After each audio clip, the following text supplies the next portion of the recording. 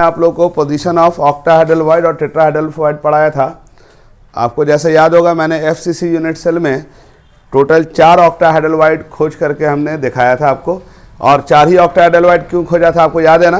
क्योंकि मैंने आपको बताया था कि एफसीसी यूनिट सेल में मेरे बच्चों Z कितना होता है? 4 होता है ना?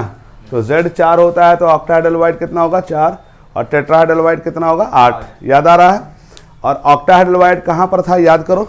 ऑक्टाहेड्रल एक सेंटर पे था जो 6 कौन से एटम फेस वाले एटम को जब आपस में जोड़ा था तो ऑक्टाहेड्रल बना था। और मैंने कहा था कि जो टोटल एज 12 होता है, हर एज पे एक ऑक्टाहेड्रल बनता है और वो पार्टनरशिप में मिला था। इस लिहाज से मैंने 4 ऑक्टाहेड्रल बता दिए थे। लास्ट लेक्चर में मैंने बच्चों ब्रीफ कर दिया। अब देखो बच्चों, अब हम इससे आगे बढ़ेंगे और हम लोग आज जो है इस पे एक सवाल बनाएंगे पहले बच्चों, ठीक है? और वो सवाल आपके एनसीईआरटी में है। मैं आपको पेज नंबर बता रहा हूँ, ठीक है? पेज नंबर 21 है। अगर पेज नंबर आप लोग नहीं देख रहे हैं तो क्योंकि पुराने बुक में नए बुक में तो मैं आपको सवाल लिखवा रहा हूँ, सवाल नोट डाउन कीजिए। सबको सवाल नोट डाउन कीजिए। एनसीईआरटी का सवाल है। ये सवाल एमयू के नीट वाले एग्ज़ाम में भी आया था, पीएमटी वाले एग्ज़ाम में भी आया था, तो आप लोग को थोड़ा आइडिया लग जाएगा। लिखिए एक सवाल। ए compound form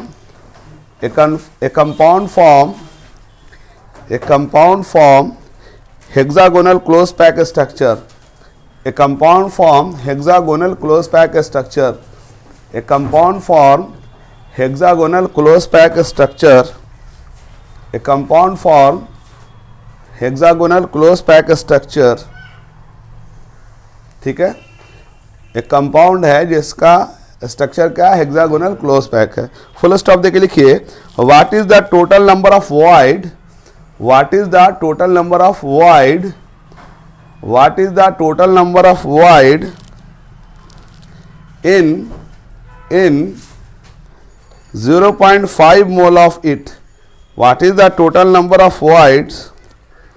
what is the total number of voids in 0.5 mole of it?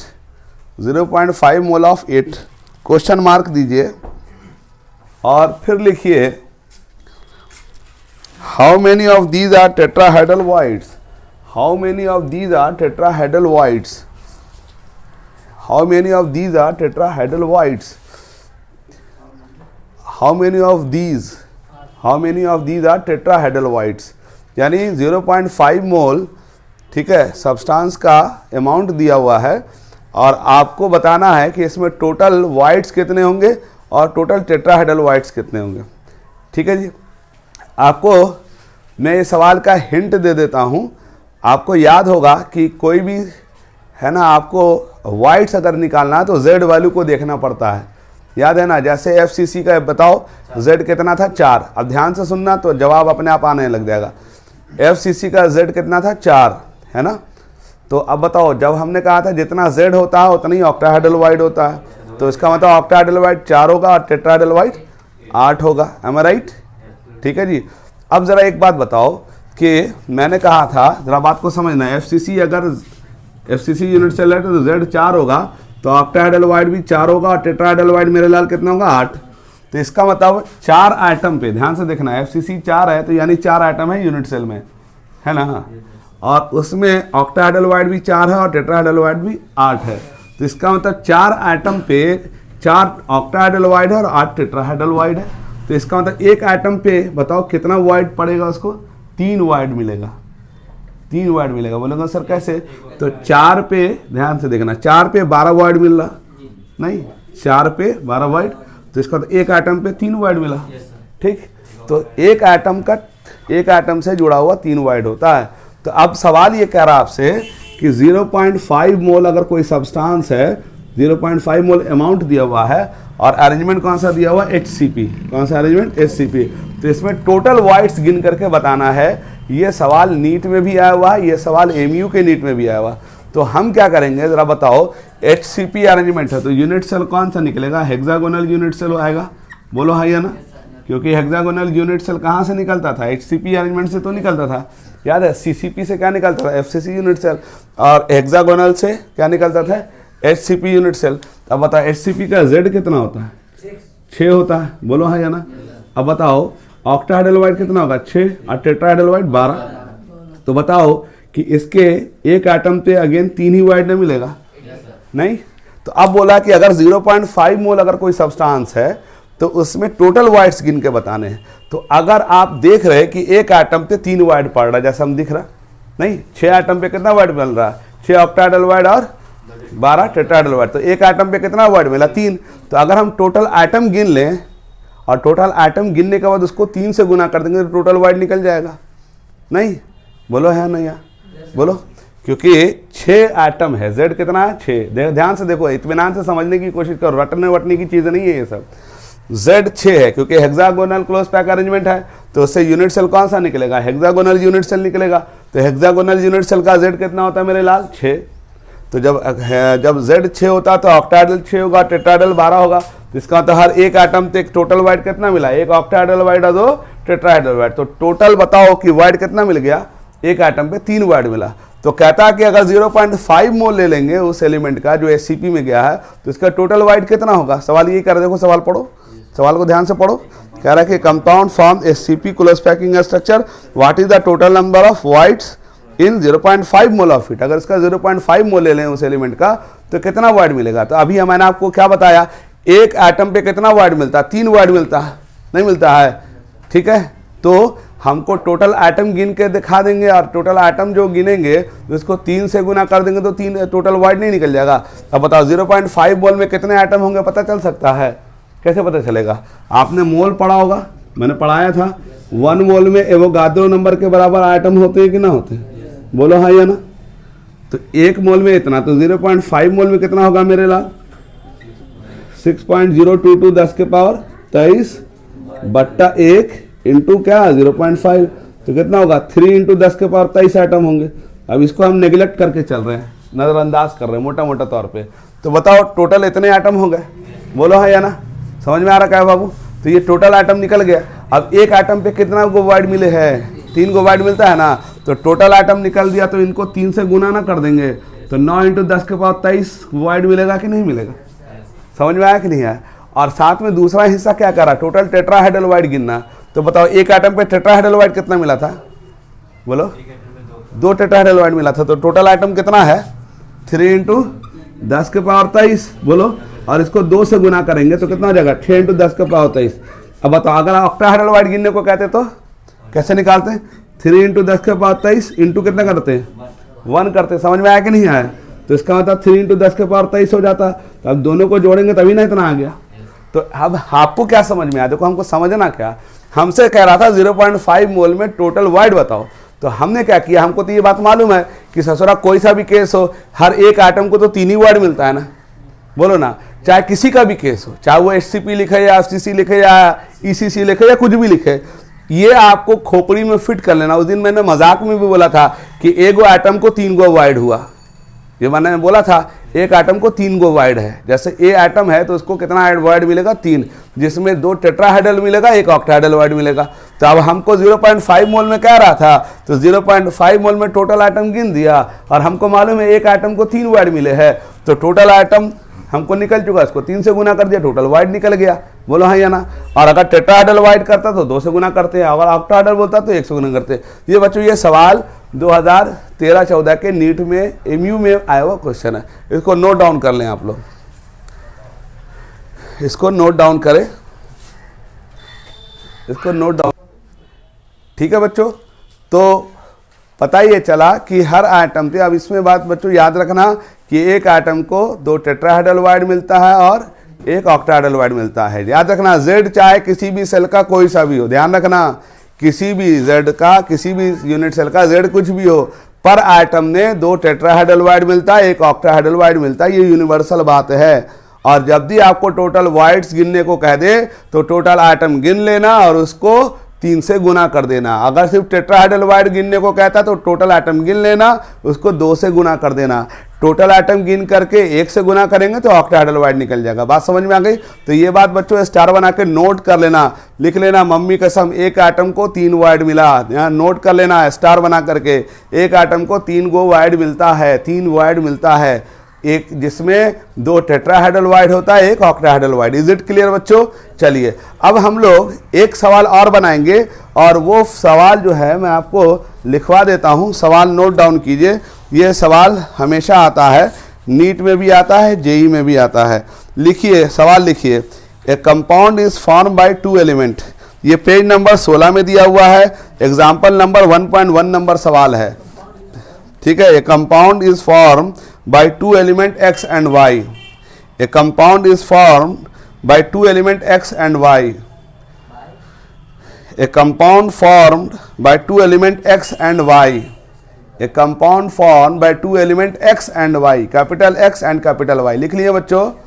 अब आगे लिखिए, फुल स्टॉप देके लिखिए, atom of the element y, atom of the element y, atom of the element y। अब ब्रैकेट में लिखिए as anions, bracket में लिखिए एज एनायंस, ब्रैकेट में लिखिए एज एनायंस। सवाल मैं फिर से बोल रहा हूं, a compound is form by 2 element x and y, full stop देके लिखिए atom of the element y, bracket में as anions, make CCP, make CCP, make CCP, and those of the element x make CCP, CCP बना रहा, CCP समझ गया ना, cubic close pack, make CCP and those of the element x, and those of the element x।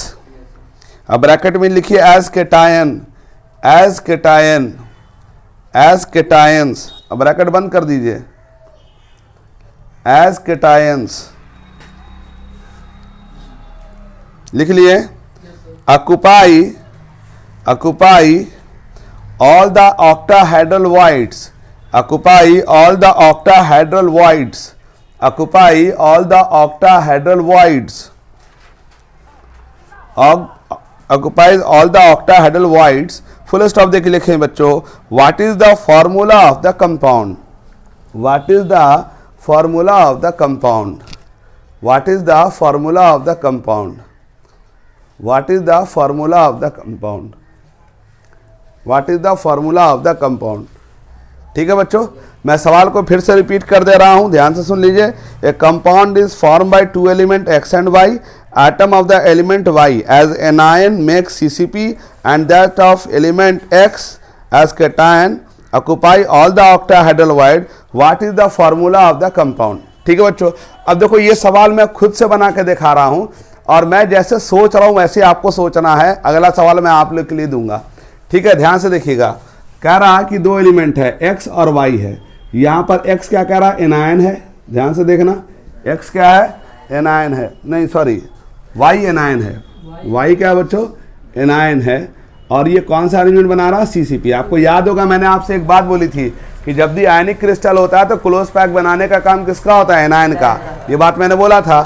और cation क्या कर रहा है, ऑक्युपाई क्या करता है बच्चों, ऑक्टाहेड्रल वॉइड। कौन सा वॉइड, ऑक्टाहेड्रल वॉइड। आराम से समझो, समझ सारी बात समझ में आ जाएगी। अब देखना बच्चों, जब भी आपको सवाल देना तो सबसे पहले ये देखना कि अरेंजमेंट कौन सा है। ध्यान से देखना सवाल कैसे सोचते हैं हम लोग। जब भी आपको कोई सवाल दे दें इस तरह से ना, तो आपको क्या देखना, अरेंजमेंट कौन सा है। तो अरेंजमेंट कौन सा, CCP है। अब एक बार बताओ, CCP अगर है तो यूनिट सेल कौन सा निकलेगा, FCC। कोई शक तो नहीं है ना किसी को। अब बताओ, अगर FCC है तो Z कितना होता है, 4। तो बताओ Z 4 है। अब बताओ, सोच के देखो, CCP बनाया किसने, Y ने। तो Y ने CCP बनाया है, तो उसी में से FCC यूनिट सेल निकाला है, तो Y ही तो निकल के आएगा ना। तो Z कितना है, 4। तो इसका तो Y क्या हो गया, 4 हो गया। बात समझ में आया कि नहीं आई, फिर से देख लो, अच्छी तरह से समझ लो। X और Y 2 एलिमेंट है, Y एनायन है और CCP अरेंजमेंट बना रहा है, और X क्या कर रहा है, जितना भी ऑक्टाहेड्रल वॉइड है सब में जाके भर गया है। ठीक ठीक। तो अब हम कैसे सोचेंगे, सवाल का पूरा फॉर्मूला बताओ इस कंपाउंड का। तो हम क्या करेंगे, सबसे पहले तो ये पकड़ना है कि अरेंजमेंट कौन सा है, CCP है। अब बनाया किसने, Y ने बनाया। ये बात कैसे पता चला Y ने बनाया, क्योंकि वो खुद कह रहा। लेकिन अगर नहीं भी बोलेगा तो ये बात हमेशा याद रखो, एनायन CCP बनाता है, यानी क्लोज पैक बनाने का काम हमेशा एनायन का होता। तो बताओ, जब CCP बनाया तो यूनिट सेल कौन सा निकलेगा मेरे बच्चों, FCC। और FCC का Z कितना होता है, 4। कैसे था 4 पता है ना, क्योंकि एफसीसी में एटम कहाँ कहाँ होते हैं 9, कॉर्नर पे और फेस पे। तो 8 कॉर्नर का हिस्सेदारी 1/8 होता तो 1 मिल गया, फेस की हिस्सेदारी हाफ होती है तो 6 इंटू 1/2 हो गया तो 3 हो गया। तो जेड कितना आ गया 4, तो वाई 4 आ गया ना। अब बताओ ऑक्टाहेड्रल वाइड कितना मिलेगा बताओ, क्योंकि जेड जितना होता है उतना ही ऑक्टाहेड्रल वाइड होता है। बोलो तो अब ऑक्टाहेड्रल वाइड 4 है, तो बताओ कि सब में एक्स भरा हुआ है, तो इसका मतलब बताओ कितना एक्स होगा, 4 ही ना एक्स होगा।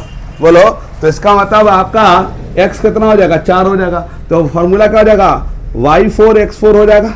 अब बताओ रेशियो वाइज 1:1 आ गया ना, तो बताओ 4 से कट गया तो क्या हो जाएगा फॉर्मूला एक्स वाई, इसका फॉर्मूला हो जाएगा। बात समझ में आ गई? इसको नोट डाउन कर लें आप लोग, इसको नोट डाउन करें। ठीक है बच्चों, तो ये सवाल आप लोग को समझ में आ गया। अब मैं एक सवाल और दे रहा हूं, इस बार तो मैंने बना के दिखा दिया गलती से, ठीक है जी, लेकिन अगला सवाल आपके लिए है जो आपकी जिंदगी को बदल देगा, और अगर नहीं बदला तो पैसा वापस। लिखो atom of element B, page number 16 पे है पुराने बुक में, और क्वेश्चन एग्जाम्पल नंबर 1.2 है। लिखिए atom of element B, note कीजिए, atom of element B form HCP lattice. Atom of element B, atom of element B form HCP lattice. Form मतलब बनाना, फॉर्म नहीं, form, FORM form. Atom of element B form HCP lattice and those of element A and those of element A and those of element A occupy and those of element A occupy 2/3 of tetrahedral void. Element of A occupy 2/3 of tetrahedral voids. 2/3 of tetrahedral voids. Full stop देके लिखें बच्चों, what is the formula of the compound, full stop देके लिखे, what is the formula of the compound, what is the formula of the compound form by the element A and B. What is the formula of compound form by the element A and B. What is the formula of compound form by the element A and B. What is the formula of the compound formed by the element A and B? ठीक है बच्चों, अब आपको मैं कोई hint नहीं दे रहा हूं क्योंकि मैंने ऑलरेडी बता रखा है कि आपको सवाल कैसे बनाना है। तो जल्दी से बच्चों ये सवाल आप लोग को बना के दिखाना है, जल्दी से सवाल बना के दिखाना है। ठीक है बच्चों, ये सवाल बनाइए। अब देखो बच्चों, ये सवाल जो है मैंने अभी दिया आपको, तो सवाल को मैं फिर से बोल रहा हूँ, अगर आपसे नहीं बना है तो चेक कर लीजिए। कह रहा है कि atom of B form HCP, यानी बी ने HCP बनाया है। तो रहा इमोशनल होकर सोचो ना, अरे मैंने आपको पढ़ाया है तो आपको कहानी थोड़ी ना सुनाया है, बी ने HCP बनाया है, तो यूनिट सेल कौन सा मिलेगा, हेक्सागोनल। अरे बोलो यार, क्योंकि हम जानते हैं ना हेक्सागोनल यूनिट सेल मिलता है कहाँ से, HCP अरेंजमेंट से। जैसे CCP में से कौन सा मिलता था, FCC मिलता था, तो इसका हेक्सागोनल यूनिट सेल मिलेगा। अब इसका Z कितना हुई है भाई, 6 बता रखा है ना मैंने। तो हेक्सा जब Z 6 है तो बाय डिफॉल्ट B 6 हो जाएगा। बोलो हाँ या ना, बोलो। और क्या कह रहा है सवाल में, आगे कह रहा है कि जो एलिमेंट है, जो एलिमेंट A है वो टोटल टेट्राहेड्रल वाइड का 2/3 ऑक्यूपाई कर रहा है। ध्यान से सुनो क्या बोल रहा हूँ, टोटल टेट्राहेड्रल वाइड का 2/3। अब बताओ टेट्राहेड्रल वाइड बना कितना होगा सब बाबू, टोटल टेट्राहेड्रल वाइड तो 12 बना होगा। बोलो ना यार, तो ऑक्टाहेड्रल वाइड को नहीं छेड़ रहा है, बोला उसमें कुछ नहीं भर रहा, वो खाली है। बोला टोटल टेट्राहेड्रल वाइड का कितना भर रहा है, 2/3। तो बताओ 12 का 2/3 कितना होता है, 12 का 2/3 8 ही तो होता है। अरे बोला यार, यानी 12 में से 8 भरा हुआ है। तो बताओ कि 12 में से 8 भरा हुआ है तो कौन भर रहा है, यही तो भर रहा है ना। तो A कितना हो जाएगा, 8 हो जाएगा। अरे बोलो ना यार, बोलो नहीं। अब बताओ आप 6 और ये 8 है तो हम सिंपल रेशियो में बदल सकते हैं, 2 3 6 2 चौके 8, तो क्या हो गया A4 B3 नहीं हो गया आंसर। बोलिए ना, तो उससे आगे कुछ नहीं करना है, इसके आगे ऐसा नंबर अगर हो तो उसको काट देना है। नहीं बुझे कॉमन नंबर से, नहीं बुझे, ठीक है, समझ में आ गया, क्लियर है, सबको समझ में आ गया। फिर से देख लो, गोबर हो तुम लोग। मैंने कहा गोबर मजाक में कर रहा हूँ, मुझे मालूम है कि तुम हमें भी बेच सकते हो, ठीक है, लेकिन क्या है तुम लोग के साथ प्रॉब्लम, क्या कि सवाल देखते ही ना पेशेंस लूज कर देते हो। ऐसा लगता है जैसे मैंने पढ़ाया है ना कहानी, तो उसको जो है ना मूवी से मिला रहे हो। जो मैं पढ़ाया उसी से तो सवाल पूछ रहा हूँ ना, मैं कोई बाहर से कोई सवाल थोड़ी ना दे रहा हूँ। सवाल को फिर से देख लो, अगर नहीं समझ में आया तो। बी क्या बना रहा है, HCP बना रहा। तो बताओ HCP से यूनिट सेल कौन मिलेगा, हेक्सागोनल, और हेक्सागोनल का Z कितना हो गया, 6। तो भैया बी ने जब हेक्सागोनल यूनिट सेल बनाया तो उसका Z 6 तो बी 6 ही हो गया। बोलो, क्योंकि हेक्सागोनल यूनिट सेल बनाने का मतलब बी ही ने तो बनाया होगा ना, क्योंकि यूनिट सेल इसी अरेंजमेंट में से निकाल रहे हैं। तो इसका मतलब बी का जो है अरेंजमेंट हेक्सागोनल में अरेंजमेंट में है, तो यूनिट सेल हेक्सागोनल आया है, तो इसका Z 6 है तो बी 6 हो गया। और बोल रहा है कि टोटल टेट्राहेड्रल टोटल टेट्राहेड्रल बना कितना, 12 बने। कैसे मालूम 12 हो गया? अरे जितना Z होता है उसका दुगुना टेट्राहेड्रल होवे ना होवे, तो इसका मतलब 6 दूनी 12 हो गया ना होवे। तो 12 का 2/3 कितना हुआ, 12 × 2/3 ना करेंगे? अरे बोलो यार, मिश्रा भाई समझ में आ रहा है? बहुत नींद आती है, हड्डी तोड़ दूंगा तेरा, बता रहा हूँ। तो इसका मतलब 8 हो गया। बोलो, तो 8 है तो इका हो गया आपका, मतलब हमको कितना मिलेगा, ए 8 गो में नहीं मिलेगा, तो बी 6 गो, ए 8 गो। तो रेशियो वाइज कितना हो गया, A4B3 ना हुआ, दो से दोनों को मल्टीप्लाई डिवाइड कर दिया। नहीं बुझे? अब एक सवाल और दे देते हैं, इस बार गलती हुआ तो पीट दूंगा मैं, और पीटूंगा नहीं, वीडियो के सामने पीट करके वीडियो लोड कर दूंगा साथ में, ठीक है? हमेशा है ना वीडियो बरकरार रहेगा यूट्यूब पे। लिखो एक सवाल, अगला सवाल है उसी तरह का सवाल, पेज नंबर 22 पे है, 1.16 सवाल। लिखो ए compound is form,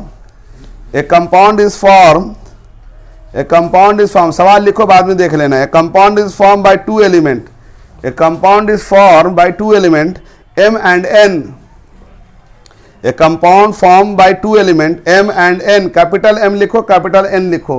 If compound is formed by 2 element M and N, सुना क्या बोला, M and N, full stop देख लिखो मोरे लाल। The element N forms CCP, the element N forms CCP, the element N forms CCP, the element N forms CCP.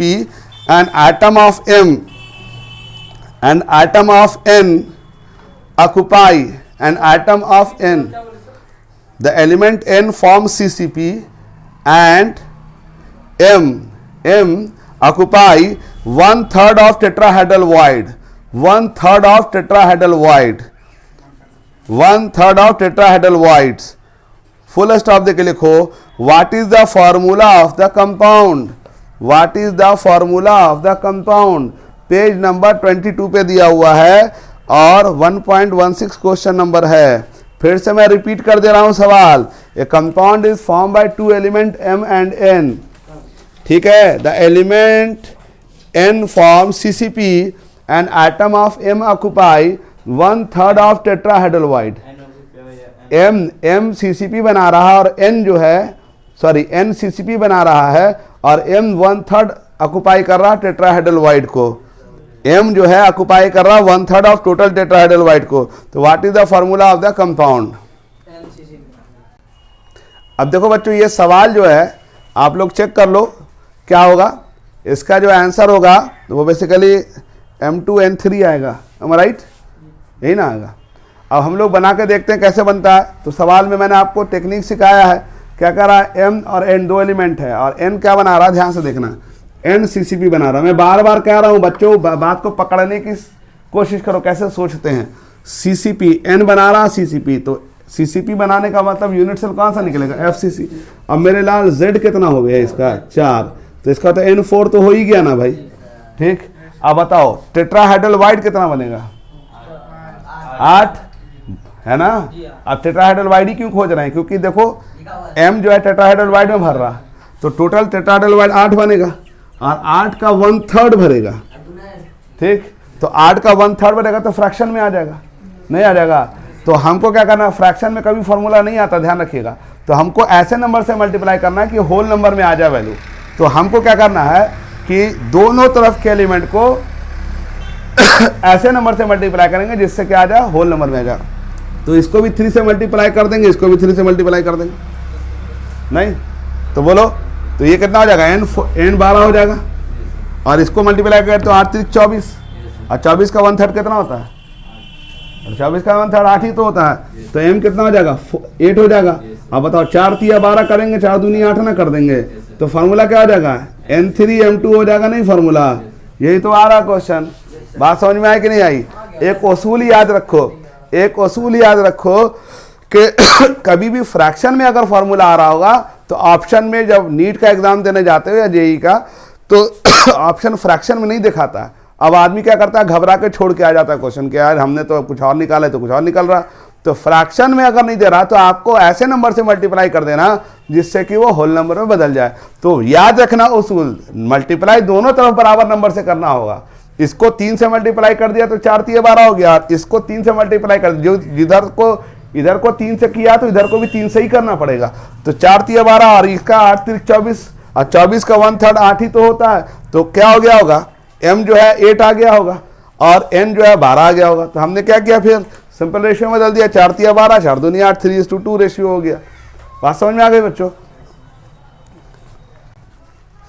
ठीक है बच्चों, तो ये जो 3 जो सवाल मैंने एनसीईआरटी के दिए हैं बच्चों, यही 3 सवाल आपके बोर्ड एग्जाम में आते हैं। सीबीएसई में आते ही आते हैं, बिहार बोर्ड में या यूपी बोर्ड में जब क्वेश्चन आता है तो इतना टफ क्वेश्चन टीचर से भी नहीं बनता है। मैं कोई मजाक नहीं कर रहा हूँ, बहुत लोग नहीं बनता है, तो इसलिए वो क्या करते हैं, इस क्वेश्चन को पूछते ही नहीं है। बहुत खतरनाक कोई क्वेश्चन सेटर होगा तो ये उठा के दे देगा, नहीं तो मुस्कुराने के अलावा कुछ भी नहीं होगा। सवाल बिहारवा बोर्ड में पूछेगा कि बताओ बीसीसी का जेड कितना हुए है, एचसीपी का जेड कितना हुए है, एकदम हौले हौले सवाल पूछेगा। चलिए अब हम लोग आगे बढ़ जाते हैं। ठीक है, अब मैं आपको 1-2 बात और बताने जा रहा हूँ, जो एक्स्ट्रा बताऊंगा, नीट के लिए बताऊंगा। ध्यान से सुनिए, नीट के लिए बताने जा रहा हूँ। और वो क्या बात है, ध्यान से सुन लो। मैंने आपको 3 यूनिट सेल निकाल के दिखा दिया था, याद करो। प्रिमिटिव यूनिट सेल निकाल के दिखाया था, याद करो। प्रिमिटिव यूनिट सेल कहाँ से निकाल के दिखाया था, सिंपल क्लोज पैक से, याद है ना। सिंपल क्लोज पैक से प्रिमिटिव यूनिट सेल निकाल के दिखाया था, उसका जेड वैल्यू 1 था, याद करो। फिर मैंने दूसरा एफसीसी यूनिट सेल निकाल के दिखाया था, वो सीसीपी में से निकल के आया था। और तीसरा कौन सा था, हेक्सागोनल यूनिट सेल, वो कहाँ से निकल के आया था, हेक्सागोनल क्लोज पैक 3D से निकल के आया था। लेकिन अभी भी 2 यूनिट सेल है जो अभी तक नहीं निकाल के दिखाया है, और वो क्या है, बीसीसी और ईसीसी नहीं निकाला है ना। तो अब आपके एनसीईआरटी में बीसीसी और ईसीसी का अरेंजमेंट नहीं दिखाया हुआ, लेकिन आपको मालूम होना चाहिए कि एनसीईआरटी बहुत सारी चीज़ें नहीं लिखता है लेकिन इशारों में बोल देता है, और जब इशारा वो बोलता है तो समझ लो कि नीट और जेईई में आना ही आना है। तो अब मैं जो बताने जा रहा हूँ वो बिहार बोर्ड में नहीं आएगा, लेकिन उससे 1-2 बात टेक्निकल है जो जानना जरूरी, इसलिए बता रहा हूँ। तो हम लोग हेडिंग में डालेंगे क्लोज पैक अरेंजमेंट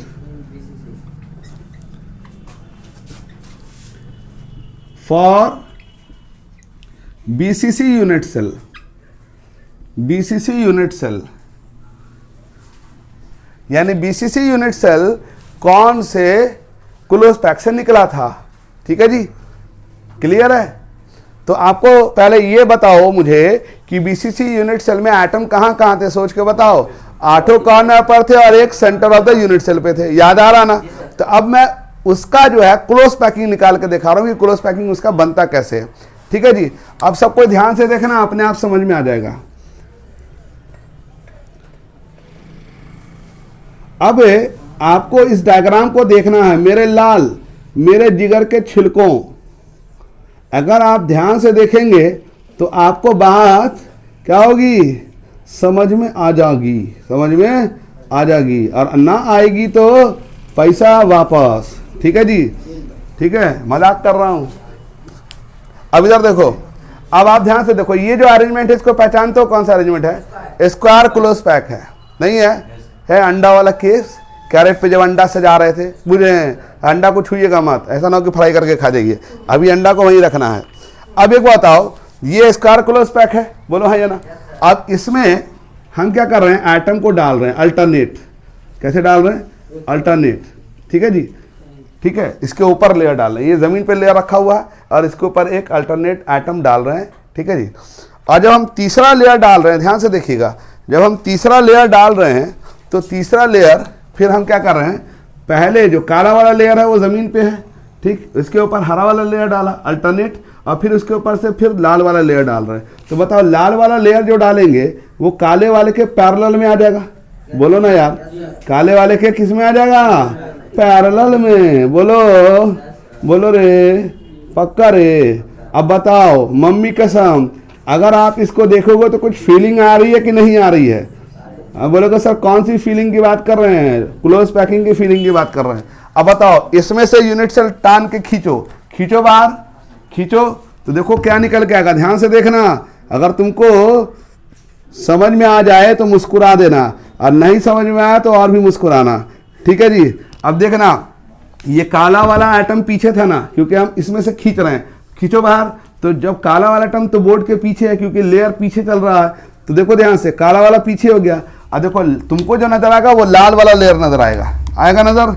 देखो लाल वाला लेयर नजर आया सामने से, बोलो ना, यहाँ से खींचे हैं ना, तो अब काला वाला पीछे तो back side of unit cell हो गया, और लाल वाला फ्रंट पे आ गया। अब बताओ ये हरा वाला कहाँ से भाई? अरे हरा वाला कहाँ है? हरा वाला ठीक अंदर में है, बोलो ना यान। अब बताओ यही ना बॉडी सेंटर्ड है। बॉडी सेंटर्ड में एटम कहाँ कहाँ होते थे? 8 कॉर्नर पे और centre of the unit cell पे थे। बोलो समझ में आ रहा कि नहीं आ रहा?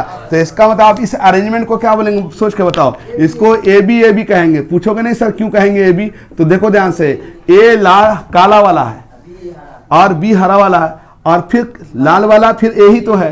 बोलेंगे सर कैसे पता चला यही है? तो जो पैरेलल अरेंजमेंट होता है उसका नाम सेम होता है, बताया था ना मैंने। तो काला वाला ए है तो हरा वाला बी है, तो फिर क्या होगा बच्चों? लाल वाला फिर बी है, तो ए बी। समझ में आ रहा ना?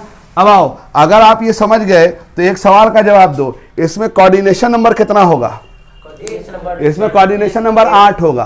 बोलेंगे सर कैसे 8 होगा? तो ध्यान से देखो, इस हरे वाले एटम को 8 एटम घेरे हुआ कि नहीं घेरे हुआ? तो इसका मतलब इसमें क्या हो जाएगा? कोऑर्डिनेशन नंबर क्या होगा? 8 होगा। तो याद रखो कि इन बीसीसी यूनिट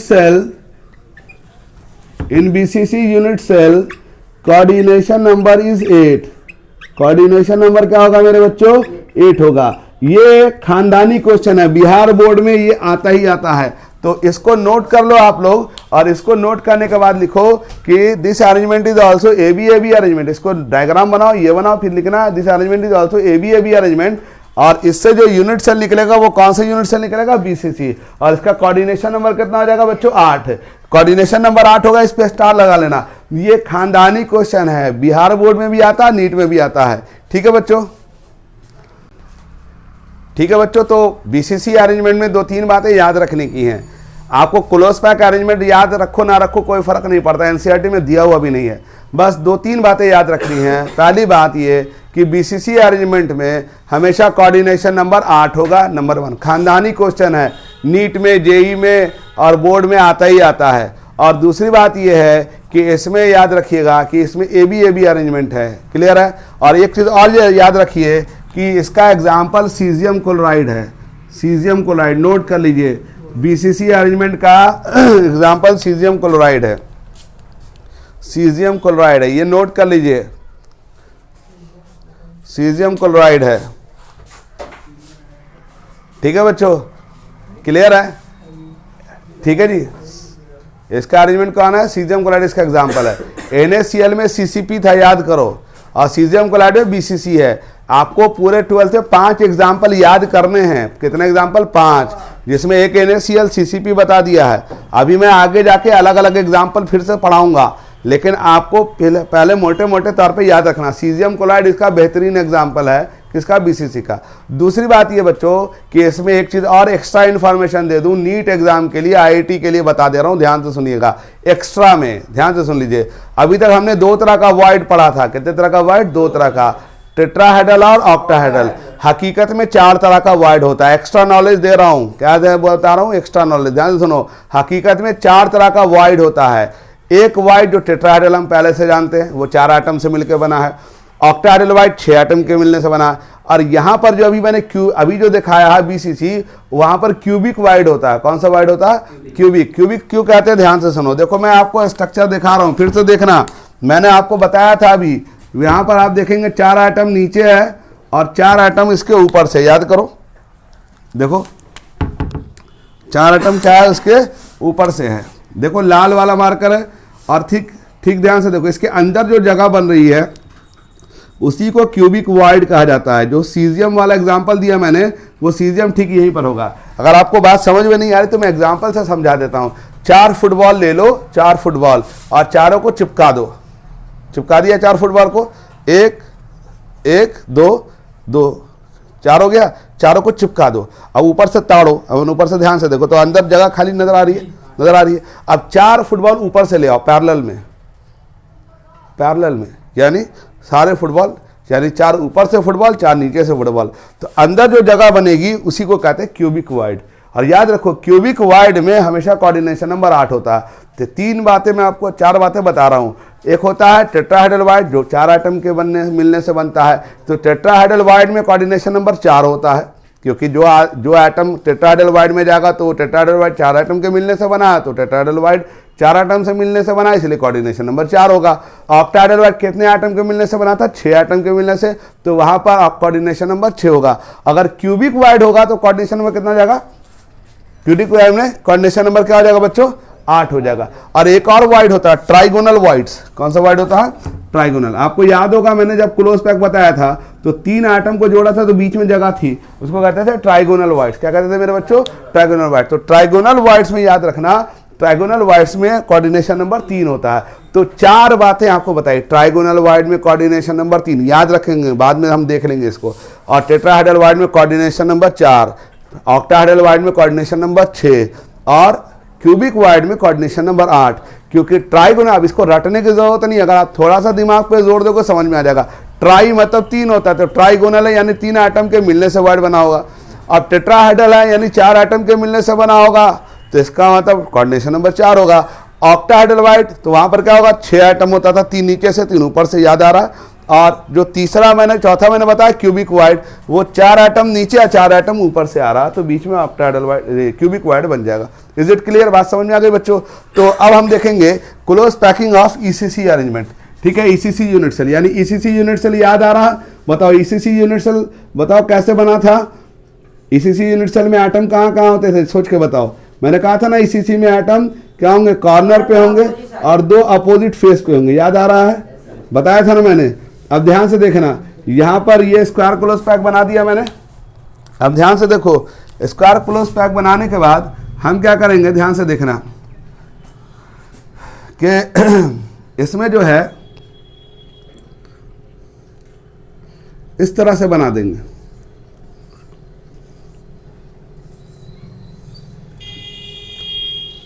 देखो, एक लेयर नीचे बना दिया और दूसरा लेयर क्या किया? देखो कैसे बना, इसके ऊपर जो है 2 एटम के ऊपर एटम डाल दिया। ठीक है जी। अब हम तीसरा लेयर डाल रहे हैं, ध्यान से देखना। तीसरा लेयर फिर पहले लेयर के पैरेलल में डाल दे रहे हैं। देखो ध्यान से, डाल दिया ना पैरेलल में। अब बताओ इस अरेंजमेंट को क्या बोलेंगे? सोच के बताओ। ये भी अरेंजमेंट होगा। बोलेंगे सर कैसे ए बी अरेंजमेंट होगा? तो ध्यान से देखो, अभी आपको पता चल जाएगा। ये काला वाला ए है, ठीक, तो लाल वाला बी है। पैरेलल तो नहीं है ना लाल वाला? पैरेलल तो नहीं है, पैरेलल होता तो सेम आ जाता। और फिर हरा वाला देखो, फिर काला के ठीक चिपक गया, तो इसका मतलब काला वाला ए है तो लाल वाला बी है, तो हरा वाला फिर ए हो गया। नहीं समझ में आया? और अगर इससे यूनिट सेल खींच के देखो, निकालो ये वाला हिस्सा, अगर ये वाला हिस्सा निकालोगे तो आपका यूनिट सेल कैसा नजर आएगा? ध्यान से देखना। अगर आपको समझ में आ जाए तो भैया आप जो है मुस्कुरा देंगे। अब बताओ 4 आइटम पीछे है, बोलो हाँ या ना? और क्या होगा? हरा वाला 4 आइटम क्या है? फ्रंट पे है, बोलो हाँ या ना? बोलो। और लाल वाला कहाँ है? बताना जरा, लाल वाला कहाँ है? तो ध्यान से देखना, दोनों उल्टे फेस पर नजर आ जाएगा। अगर नजर नहीं आ रहा तो देखो नजर आने लग जाएगा। देखो आ गया नजर?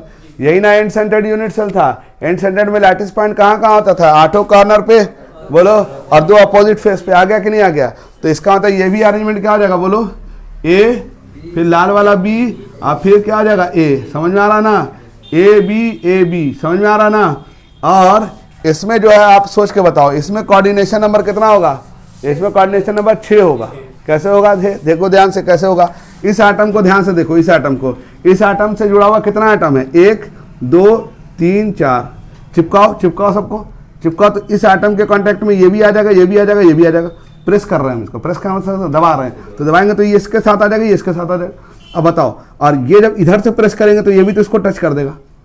इधर दबाओ, इधर से दबाएंगे तो पहले इधर से दबाया तो ये एटम के कांटेक्ट में 4 एटम आ गया, और इधर से अगर दबाया तो ये एटम भी तो इसको टच कर गया। अब बताओ अगर हम इधर से दबाएंगे, इधर भी तो यूनिट सेल है, बोलो इधर भी तो यूनिट सेल होगा, तो अगर इधर से दबाएंगे तो इधर वाले फेस का एटम इससे कांटेक्ट में आ जाएगा ना, बोलो। तो इसका मतलब टोटल कोऑर्डिनेशन नंबर कितना हो गया? Coordination number is 6। बात समझ में आ रही कि नहीं आ रही? Coordination number is 6। ठीक है जी, इसको नोट डाउन कर लीजिए आप लोग। ठीक है बच्चों, तो बात समझ में आ गई। तो ये आपका क्लोज पैकिंग। अब ध्यान रखना, जो बिहार बोर्ड वाले हैं वो क्लोज पैकिंग ईसीसी और बीसीसी का पढ़ना नहीं है, सिर्फ मैंने पढ़ा दिया नॉलेज के लिए। हाँ, नीट में ये क्वेश्चन आ जाएगा कोऑर्डिनेशन नंबर बताओ, तो आपको याद रखना पड़ेगा बच्चों। ठीक है, और इसको आप लोग पढ़ के आइएगा। फिर next class we will continue with the same topic बच्चों। तब तक के लिए गुड बाय।